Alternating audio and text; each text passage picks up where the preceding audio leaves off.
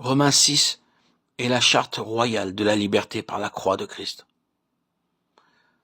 Nous y trouvons très clairement exposée la base de la délivrance, laquelle n'est qu'indiquée dans Galates 5, 24 et autres passages.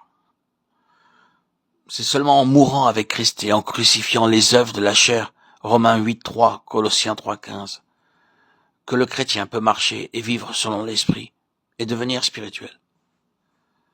Lorsque nous vivions selon la chair, les passions agissaient dans nos membres et produisaient les fruits pour la mort, écrit l'apôtre dans sa lettre aux Romains.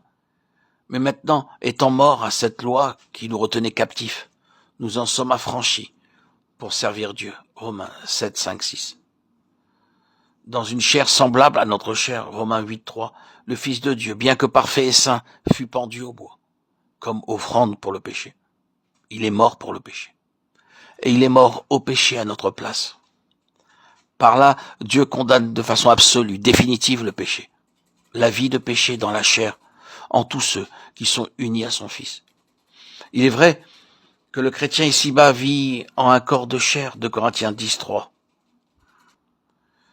Mais lorsqu'il a vu le sacrifice du Fils de Dieu dans une chair semblable à la sienne, lorsqu'il a compris qu'en Jésus, il est mort au péché, alors bien que vivant encore dans la chair de par son corps physique, Galates 2, 20, il ne se conduit plus selon la chair, mais selon l'esprit.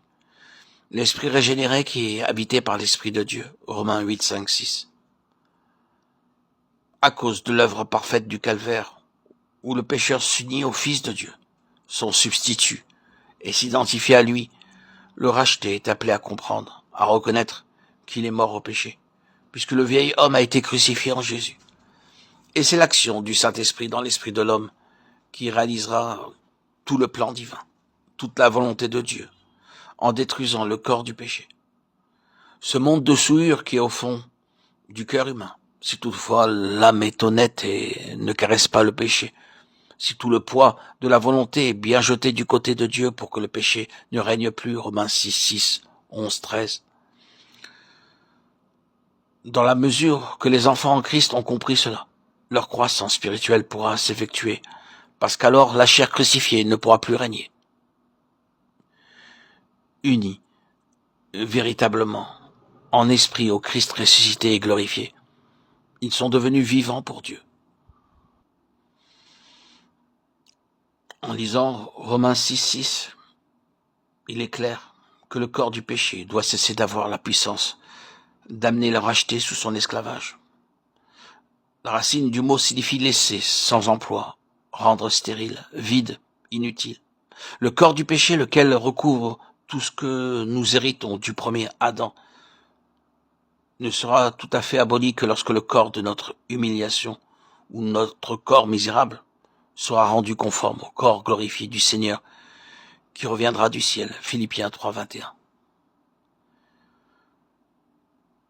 Nous sommes alors vivants pour Dieu. Ainsi, le racheté a enfin compris toute la signification de ces paroles, être unis véritablement d'esprit au Christ ressuscité et glorifié. Puisqu'il marche selon l'esprit et par l'esprit, il ne peut plus accomplir les désirs de la chair. Le Saint-Esprit règne sur son être tout entier. Ce qui ne veut pas dire qu'il ne puisse retomber dans les premiers errements, ceux du temps de l'enfance, et vivre selon la chair. Mais ceci sera l'exception. Et aussi longtemps qu'il s'occupera des choses procédant de l'esprit, et qu'il se reconnaîtra comme mort au péché, il fera mourir les œuvres du corps. Romains 8, 13. Il marchera alors en nouveauté de vie, avec le secours de l'esprit.